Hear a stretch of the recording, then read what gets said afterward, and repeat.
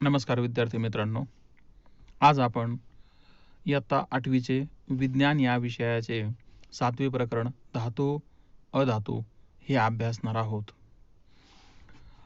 आपण या ठिकाणी 2 प्रश्न या प्रकरणाच्या सुरुवातीलाच पाहत आहोत.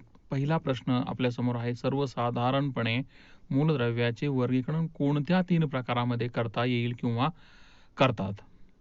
तर आपण प्रकरण कोणतं अभ्यासत आहोत? धातू आणि अधातू.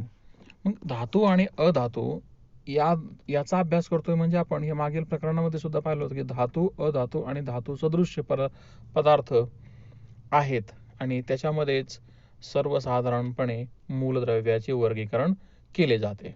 पुढचा प्रश्न आपल्यासाठी आहे, दैनंदिन जीवनामध्ये आपण कोणकोणते धातू आणि अधातू वापरतो? तर आपण सुरुवातीला धातूचा विचार केला तर धातू कोणते कोणते आहेत? तर रोजच्या जीवनामध्ये भरपूर धातू आपल्याला पाहायला मिळतात. लोखंड आहे, तांबे आहे, सोने चांदी आहे, aluminium, magnesium, calcium, sodium, platinum एवढे सर्व धातू आहेत आणि हे आपल्याला रोजच्या जीवनामध्ये पाहायला मिळतात. तुमच्या समोर प्रश्न निर्माण झाला असेल की मॅग्नेशियम, ॲल्युमिनियम, कॅल्शियम, सोडियम आणि प्लॅटिनम यांचा तर काय फारसा आपल्याला उपयोग दिसून येत नाही. सोने चांदी लोखंड आणि तांबे यांचा आपल्याला उपयोग होतो हे आपण मान्य करू आणि सर्वसाधारण रोजच्या व्यवहारामध्ये लोखंडाचा सर्वाधिक उपयोग होतो, त्याच्या पाठोपाठ तांब्यांचा, त्याच्यानंतर ॲल्युमिनियमचा, यानंतर मग चांदीचा आणि सर्वात कमी आपल्याला सोनं पाहायला मिळतं. अशा प्रकारे जास्त यांचा वापर होतो. त्यानंतर इतर धातू आहेत, मॅग्नेशियम आहे, कॅल्शियम आहे, सोडियम आहेत आणि प्लॅटिनम आहे. तर प्लॅटिनम हा जो धातू आहे हा सर्वात महाग असा धातू आहे.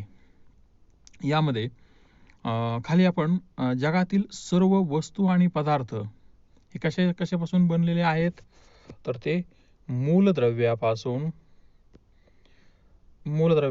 संयुगापासून आणि मिश्रणांपासून तयार झालेले आहेत. असे हे पदार्थ म्हणजे जगातील सर्व वस्तू तयार झालेल्या आहेत. यानंतर आता आपण पुढे धातूबद्दलची माहिती आपण पाहतच होतो. धातूमध्ये काही गुणधर्म आहेत. धातूचे गुणधर्म तुम्हाला सर्वांना माहिती आहे. विशेष म्हणजे धातूला चकाकी असते, म्हणजेच ते कसे असतात? कठीण असतात. त्यांचा ठोकून ठोकून पत्रा आणि तारा तयार करता येतात. म्हणजे आपल्या शाळेच्या बाहेर असणाऱ्या ज्या खांब्यावरच्या तारा आपल्याला पाहायला मिळतात, ह्या तारा ॲल्युमिनियम पासून बनवलेल्या असतात आणि त्या धातूच्या त्या ताणून बनवलेल्या असतात. घरामध्ये वेगवेगळे धातू चे ठोकून ठोकून डब्बे वगैरे बनवलेले असतात, पत्र्यासारखा आकार त्यांना दिलेला असतो. तर हे सगळी उदाहरणं आपल्या समोरची आहेत. यानंतर धातू हा उष्णता आणि विद्युत वहनासाठी उपयोगी येतो किंवा तो सुवाहक आहे. उष्णतेचं वहन आणि विद्युतचं वहन हे धातूमार्फतच होतं. त्या ठिकाणी तांब्याचा वापर सर्वाधिक जास्त होतो. यानंतर धातू यांचे संयुज इलेक्ट्रॉन गमावून धनप्रभार आयन आणि धन आयन म्हणजेच कॅटायन निर्माण करतात. हे धातूच्या संयुजाबद्दल त्यांनी सांगितलेलं आहे. तर हे आपल्याला लक्षात ठेवायचं आहे. धातू यांचे संयुजा काय करते? इलेक्ट्रॉन गमावून धनप्रभारित आयन किंवा धन आयन म्हणजेच कॅटायन निर्माण करतात. ठीक आहे. तर या ठिकाणी आता आपल्याला पुढच्या मुद्द्याकडे जायचं आहे. धातूंचे आता आपल्याला भौतिक गुणधर्म पाहायचे आहेत. Physical properties of a metal. यामध्ये पहिल्यांदा आपण फिजिकल स्टेट पाहूया, त्याची अवस्था पाहूया, भौतिक अवस्था.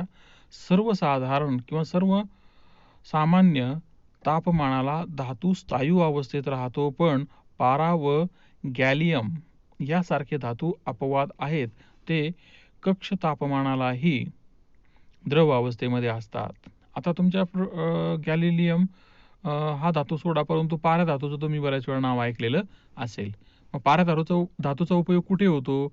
तर सर्वांना तापमापी माहिती आहे. आपण दवाखान्यामध्ये गेल्यानंतर डॉक्टर आपल्या बगलेमध्ये किंवा तोंडामध्ये एक